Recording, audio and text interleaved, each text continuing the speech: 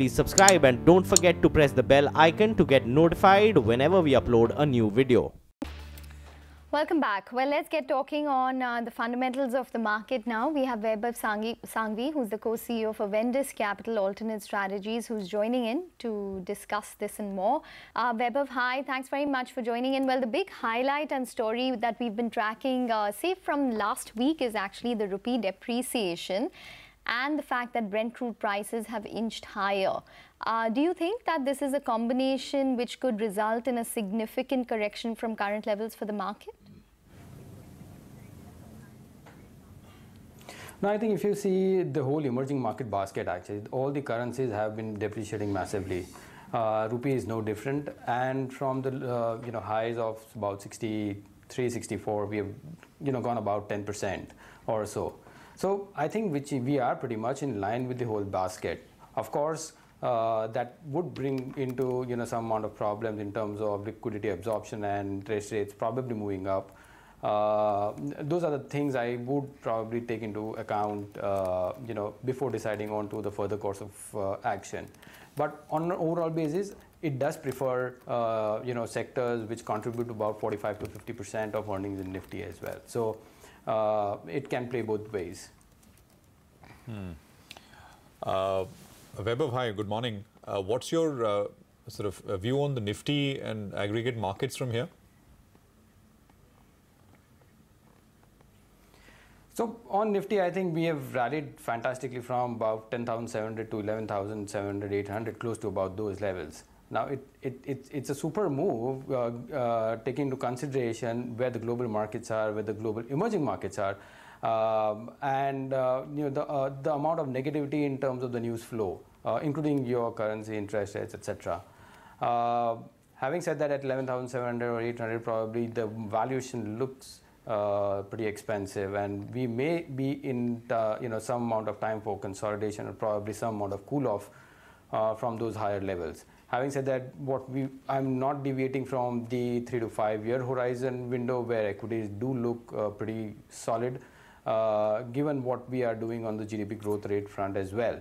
So longer term still continue to be very, very positive, but probably shorter term you might see some amount of cool off. What are the sectors that you're liking at current levels? No, we have been pretty consistent in saying that we continue to like private banks, IT, consumers. Consumers have seen some amount of correction, and probably we will be looking at very closely if there is some amount of further correction on that space. At the same time, going to those kind of rules focused stories also is something which we are looking forward to. Okay. And on the contrary, where exactly are you probably, chiseling off your positions at current levels, maybe booking some profits? Difficult to call, because it's not that we are looking at a massive correction. It's probably that there can be some temporary cool off, but what we are seeing as some amount of lightening of positions is probably towards NBFCs, where the companies who don't have strong liability franchise is something we are not preferring at this point in time. So that is a space we are currently avoiding. But on PSU banks, I think we are out of the woods and probably are moving to neutralist territory at this point in time. Vaibhav, it's a pleasure. Thanks very much. Appreciate you joining in with that quick perspective coming in. We take a very quick break here. The market's again down about 20 odd points or so. Advanced decline is still there. 1360 stocks lower, about 700 stocks higher. This is on the NSE. The Sensex, though, is just about right now turned back into the green. I mean, it's up 1.5, 2 points, 38,314. So we are back with the market, which is down about 22, 23 odd points or so. So it's a small range we're talking about today. Let's bring in another voice to talk about the macros and where the worry is actually coming from. We have Radhika Rao, who's economist with DBS Bank, and she's joining us right now on the show. Radhika, thanks very much. Good morning. So far, generally speaking, I mean, the consensus view has been that maybe even till last week, that the rupee depreciation is actually a good thing. It's increasing competitiveness for us, and that, I mean, the reasoning went down that road. At the margin, things seem to be changing, and people are now wondering whether this is really all that good. Where do you stand on this? Hi. The rupee depreciation, I think to take a call on whether it's a good or a bad, I would look at it from what is driving this rupee depreciation. And at this instance, in fact, there are two factors that are predominantly responsible. One, of course, is the dollar strength. Starting off the year was more about differentials with the rest of the developed markets, and which was lifting the EM space. And now the second leg that we have seen in the past month or so has to do with real fundamental aspects in EM countries, which is dragging the EM space as well as some parts of Asia with it. So from that perspective, I think rupee is in some sort of crossfire. It's not, I think the extent of severity of sell-off is certainly much more than the fundamentals warrant. But the problem is still pretty much rest of EM focused than very Asia and then very rupee focused at this point. Now, I think talking about the extent of depreciation, I think we were very close to a dollar, record low, and hence this just tipped it over. Whether it's good or bad for exports is one big avenue where a cheaper currency is expected to benefit the economy. But certainly, if we were to use the historical trends as a gauge of what's going to happen here on, I don't think a cheaper rupee necessarily means stronger exports for us, because there are many other factors, including world demand, which plays a much bigger hand in foretelling where our exports are. So at this point, I think a panic-free rupee fall with the rest of the Asian currencies seems to be the way to go, especially because it seems to be much more driven by global factors than something very domestically. Radhika, hi. Thanks very much for joining in today. Do you think that the RBI needs to intervene actively beyond just using forex reserves in the market in order to control the rupee depreciation? And are there more measures that we can expect, say even before the RBI policy in October?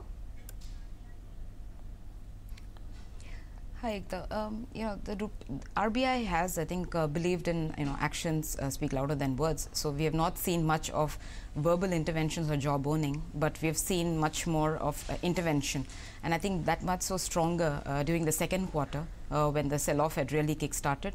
We saw central bank come in a very strong, aggressive manner. We saw not only spot reserves but also forwards correct. So you've seen reserves come off from record highs of nearly 430 billion to towards 400 billion. So they have done their part in terms of intervention, but at this part of the leg, when it's very EM driven and rest of the Asia is also slipping, I think it's putting in more reserves to defend the currency or support a certain level is certainly a losing game. So I think the central bank that way is, I think, being prudent by staying away and coming in just to smoothen the pace of depreciation and not allow panic to set in. And apart from intervention, what else can they do? I think they are also biding time. At this point, I don't think there are any administrative measures broadly required to defend the currency strongly. Instead, I think what the focus should be from the authorities, the government as well as the central bank, would be to put the house in order, to take steps to contain the current account deficit, make sure that the fiscal deficit meets the target or there's a very small overshoot. So these steps will hold us in better stead when the sentiment reverses in our favor. As of now, I don't think throwing too many reserves at defending the currency, given that it's a part of a global phenomena, is really going to help support the currency too much. It might be part of a global phenomena, Radhika, but the rupee does find place as one of the big losers this year. I mean, of course, if you take out a few currencies where there are very specific country problems we've seen. Just to go back to the first point that you made, which is that other Asian currencies, emerging market currencies, are also losing. So then we should completely throw this competitiveness argument out of the window, right? Because, I mean, you'd have any advantage if you are depreciating and others are not. So your exports get a boost. But if everybody is depreciating, some more, some less, then there is no real competitive export competitiveness to be had. Would you agree? Certainly, I think a good gauge, much of the currency weakness that we talk about, we are always looking at the bilateral exchange rate against the dollar.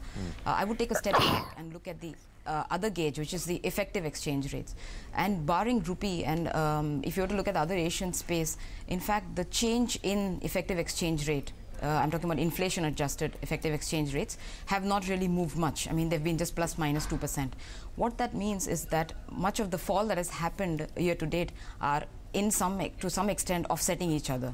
So that goes against the comparative argument to mean that their weakness was 10% or 9% in, say, Indonesian rupiah or Philippines peso for that matter. Rupee has depreciated more than these currencies on real terms, but that correction is also not as strong as the bilateral exchange rate. And I think there we are in some ways paying back for the strong gains that we saw last year. So I think I stick to the point where I don't think a weaker currency would necessarily mean stronger exports. Exports certainly in this environment when trade disputes are still going on and then you have this global demand. In fact, we have seen that export growth in the region as well as PMIs are actually leveling off and are tapering.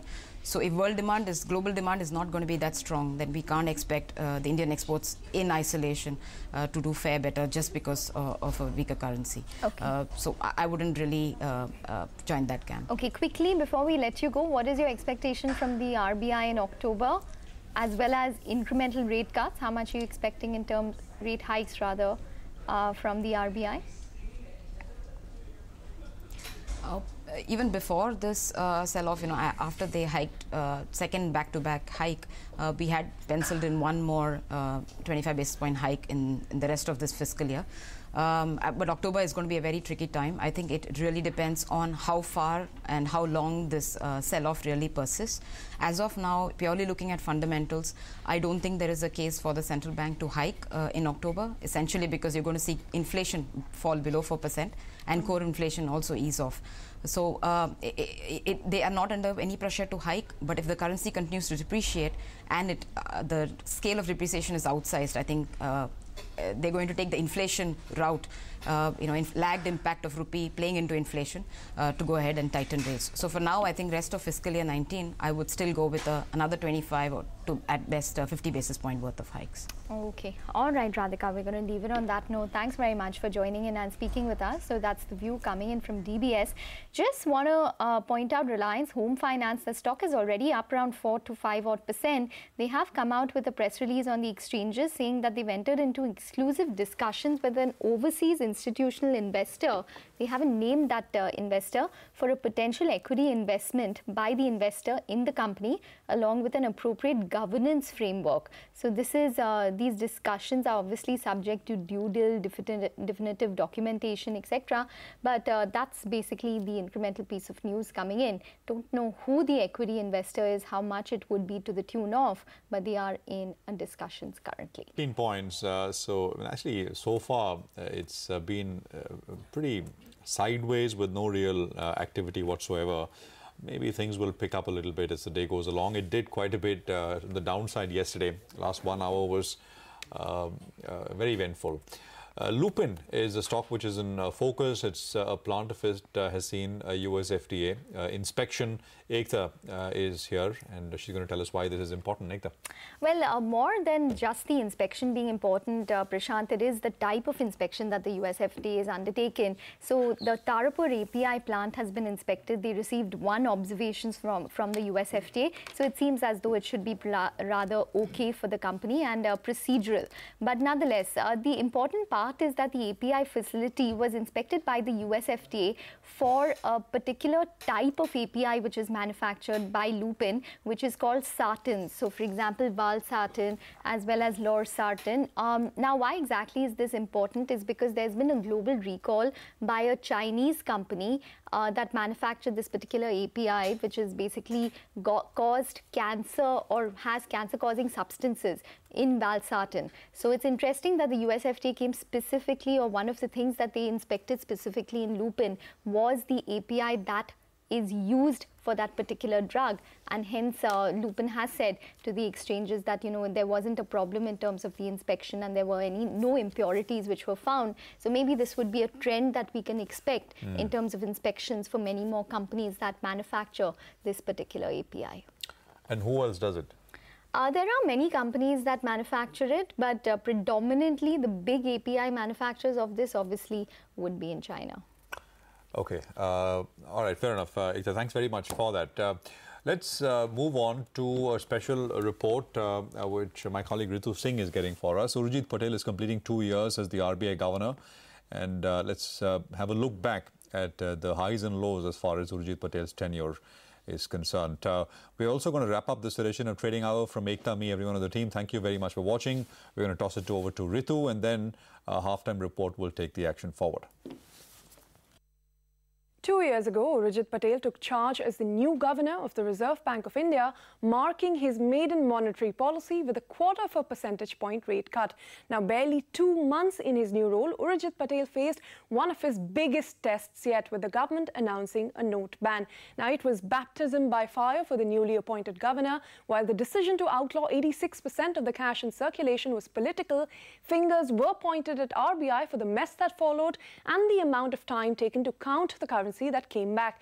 The handling of demonetization and the restoration of currency in the system in the aftermath pretty much dominated Urjit Patel's first Malthus year in office. Of course, now we know that 99% of the demonetized currency did come back. So in the midst of all this began his second important event for his career, and that is the fight against bad loans. And several seminal steps were taken. For instance, in the April of 2017, RBI issued a notification directing banks that if there was more than a 15% difference in their assessment of bad loans versus that of the regulator, that divergence must be disclosed, ending the practice of managing of bad loans by banks. In June of that year, the RBI, for the first time in its history, recognized 12 large defaulters that constituted 25% of the system-wide NPAs and forced banks to send them to NCLT for insolvency proceedings. Now, this was followed by a second list of defaulters, 28 defaulters issued in August, but the most severe blow yet came to defaulters in February of this year, when the RBI issued what is now popularly called the Feb 12 circular. And in the face of staunch criticism by corporates and bankers alike and tremendous pressure to yield from the government, the RBI stood its ground. And even as RBI was facing flack for this Feb 12 circular, one of the largest scams in the history of banking was unearthed at the Punjab National Bank, leading to a bitter face-off between the finance minister and the RBI governor. Now, while the FM blamed the regulator for not being held accountable, Urjit Patel hit back at the government's criticism by pointing to dual regulation in public sector banks, where government interference meant RBI did not have complete powers of regulation. In June this year came another landmark event where RBI for the first time proposed the setting up of a public credit registry to remove the information asymmetry and strengthen the credit culture, which of course for now remains a work in progress. And close on the heels of Urjit Patel's 2 years as RBI governor, now comes the Allahabad High Court order, which upheld RBI's Feb 12 circular, once again reasserting their independence. And a quick look now at the rate trajectory under Urjit Patel. Now, repo rates were first cut twice and then hiked twice, and they're back now at 6.5% levels. As for inflation, which is the primary mandate of RBI, from a low of 1.46% seen in June of 2017 to a high of 5.2% seen in December of 2017, inflation rates still remain marginally higher than RBI's medium-term target. So the key takeaway from Urjit Patel's 2 years as RBI governor, if demonetization led critics to question RBI's autonomy, its tough stance against bad loans has reaffirmed RBI and Urjit Patel's